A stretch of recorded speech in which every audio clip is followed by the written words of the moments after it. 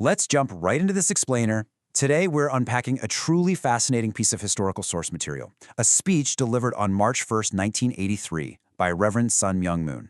It's called Perfection of Restoration by Indemnity Through Human Responsibility. Now, regardless of what you might already know about the Unification Church, if we look at this from a strictly analytical perspective, this speech is an absolute masterclass in rhetorical problem and solution framing. It literally takes a massive perceived societal collapse, uses it to justify radical action, and then binds the whole thing together with an incredibly powerful theological concept. We're going to decode exactly how this text is engineered to mobilize and fortify an audience.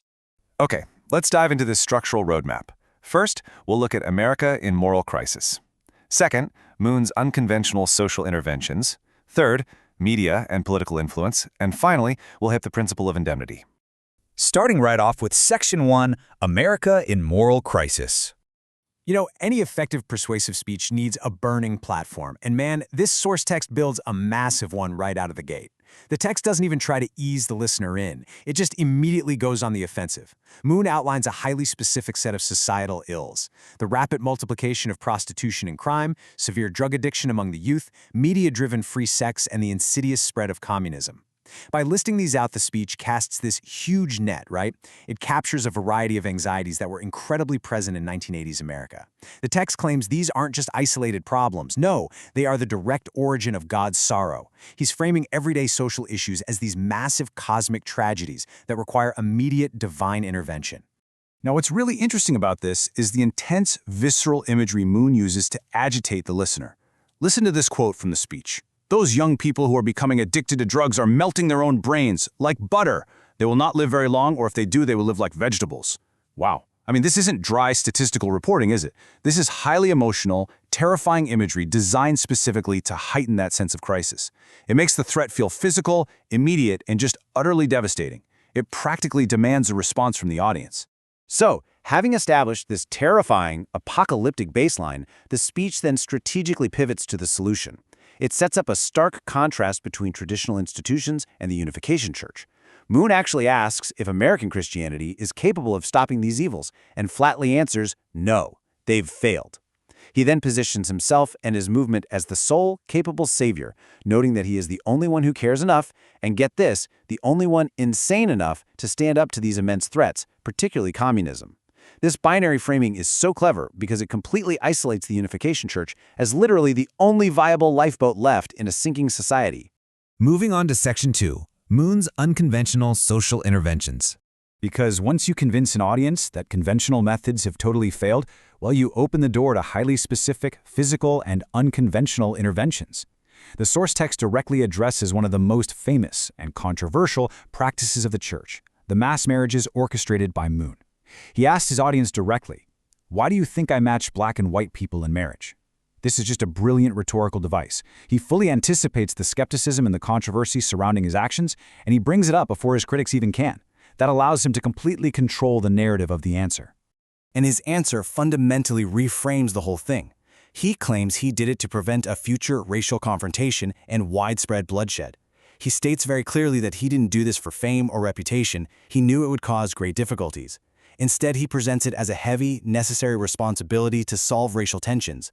By framing mass interracial marriage not as some strange ritual, but as a literal mechanism to prevent a bloody race war, he elevates the action from a simple church practice to a vital, world-saving intervention. All right, Section 3, Media and Political Influence. And this brilliantly illustrates how the movement's interventions pushed aggressively beyond social engineering and right into politics and media. The rapid mobilization here is honestly astonishing. The speech details the creation of the Washington Times. On January 1st, 1982, the project began with just 200 people.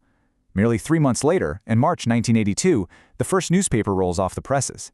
By the time of this speech in March 1983, Moon claims the paper is already influencing government actions. He frames this execution speed as an impossible miracle to prove the divine backing of their project. To the followers listening, it's presented as concrete, undeniable proof of their success. The speech then maps out this very strict us versus them media landscape. Moon describes the broader media as leftist, claiming they're willing to make communism look good while actively attacking the government. In stark contrast, he positions the Washington Times as this honest, anti-communist broker that points out actual wrongdoing. which he says leads to a dynamic where the government actively appreciates their stance. Once again, we're seeing that core rhetorical strategy, isolating the church's creations as the absolute only truthful, functional entities in a corrupted world. Which brings us to Section 4, the principle of indemnity. So the crucial point here is that this is the theological engine driving the entire movement. It provides the ultimate justification for the immense effort and hardship demanded of its members. Indemnity, as outlined in the text, is defined as the process of fulfilling human responsibility in achieving restoration by going through a period of necessary tears, misery, and persecution. Moon literally tells his followers that persecution is their fertilizer. Just think about how powerful that framing is. When the outside world attacks or criticizes them, it doesn't prove that church is wrong. According to the principle of indemnity, it actually proves they are right. It takes external opposition and perfectly transforms it into internal fuel. And this principle operates on a very strict hierarchy of sacrifice. The rule is that the smaller purpose must always yield to the larger one. So the individual offers themselves for the sake of the family, and the family offers itself for the sake of the nation. It sets up a framework where constant self-sacrifice isn't just something that's requested, it is a structural, theological requirement for the literal restoration of the world. Now, this level of sacrifice is sustained by sharply contrasting the present with the future.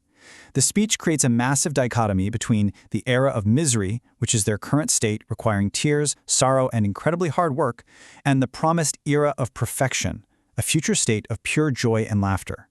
Moon argues that you simply cannot reach the era of perfection without first going over the hill of misery and tears. As a psychological mechanism, this is incredibly effective at keeping members mobilized. Any suffering they experience right now, it's just the required toll to reach the promised utopia.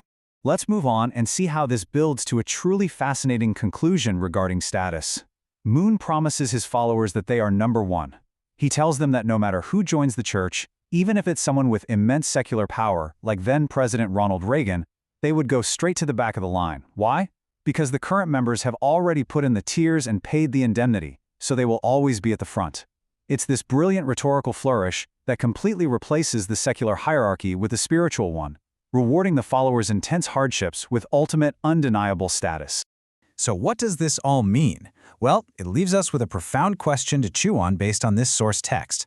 How exactly do new religious movements use societal opposition and internal persecution to actively strengthen their members' resolve? As we've seen in this 1983 speech, when persecution is framed as fertilizer, every single attack only makes the roots grow deeper. It completely changes the way we understand persuasion, resilience, and belief.